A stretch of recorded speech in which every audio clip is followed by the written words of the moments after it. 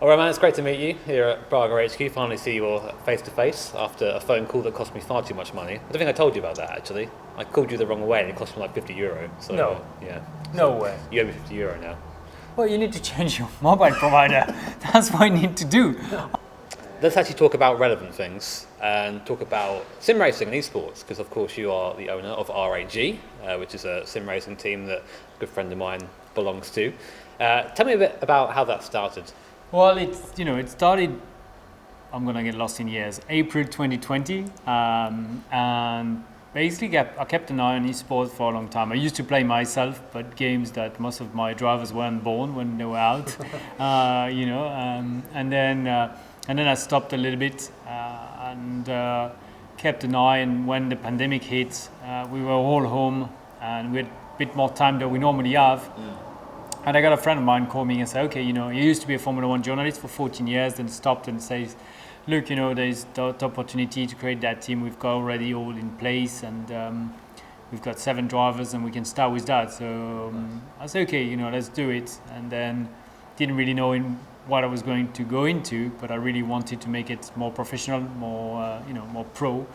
And now we have got 35 to 40 drivers, got a female racing team, we've got a junior team, great sponsors that are following us. And yes, it's been really fun. And more I go into it, more I realize that I can actually give some young guys, girls, the opportunity of live of their passion. I guess when you become a YouTuber, you loved it, and then it starts to be your work and your income, and that's great because that's your passion initially. And some of the esports drivers, the same thing. For me, same thing when I was racing.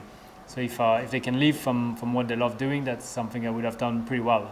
Yeah, definitely. I agree. I mean, that's sort of a trend we're seeing now is that a lot of people are now professional esports drivers, and some people do both. Gordy, for example, of course, my teammate at the last round at Donington, he did the weird thing where he started as a real driver, then became an esports pro, and now does both at a super high level.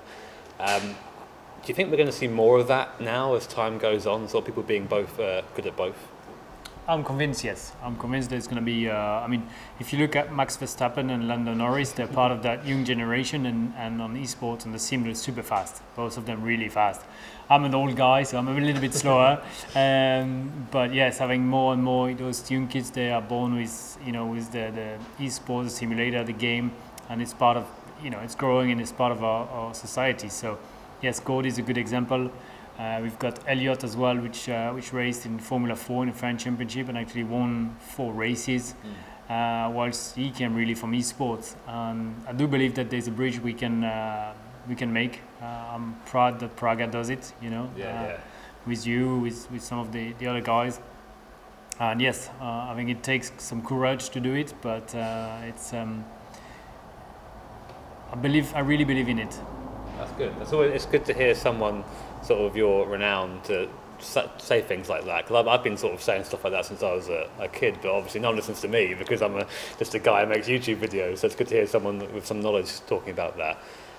Also, I wanted to kind of ask about what's the goal of RAG? I mean, you said you sort of want to try and bring people across. Are you looking to sort of have a widespread success kind of thing? Are you looking to take on all the championships and win, or is it more just getting the message across that like this is another way into racing? No, I think there's a little bit of both.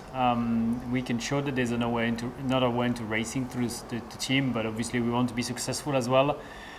So yes, we are trying to get the best driver. We are now in pretty much every game, from PlayStation, computer, F1 eSports. So we are well represented. I like that constructor come into esports more. We've seen some, but I believe constructor could come in and then we need people that know it works and we could represent them, and that would be great for the team. So we're trying to build something which is very strong where we are on every platform. We can organize, we go racing with the guys top level, and then we can also organize races, championship events. We can set up simulator for circuits around the world so people can come and have a go at it. So really we're very open in what we can do in the future. Yeah, awesome. Glad to hear that. My sort of next question is going to be about Indy, of course. Now, I don't know if you know this, Romain, but you're talking to the 2020 Indy 500 champion right here in iRacing. Easy win. Obviously, Was it? Yeah. No, it was very scary. Because I tried a couple of times and never finished. Yeah, it's a bit of a lottery actually to get there. Obviously, you're now sort of taking on oval stuff, which is really exciting to hear. How are you using sims to prepare for that, or even, are you doing that, or is it just track time really to get you there? Yeah, oval is still somewhere where we struggle a little bit in the sim to replicate it as much as we would like. Because on oval, in qualifying Indy 500, it's all flat out. So it's how much downforce you're willing to take off. And on the simulator, when the car is loose, you don't really feel it. So it's hard to judge. And then oval, the fun part is really the racing. Between using the slipstream and different strategy, and you can do a lot. And that's where it gets really fun when you do on our racing or different games, because you play with the slipstream, you play with the guys, and you try to make your way through, and it's exciting. If we wanted to try and race you online, I know you race under a different name online. You haven't got to tell me who it is. What series are we most likely to find you in if you're driving at home for fun? Well, it depends. I normally practice under a wrong name, and then when I'm good enough, I go under my name. But most of the time, no, I race under my name because I like it, and I think for fans around the world, it's great. I got at one point I was a little bit, annoyed that people were always trying to overtake me in places where you can't overtake, and they would finish not great. But most of the time I'm on iRacing. I'm gonna try to compete in Le Mans 24 Hours on R-Factor 2. That may be tight. I think I might be doing that as well, actually. I might be in it, so we might actually race each other. Good. It's a really good car in that game.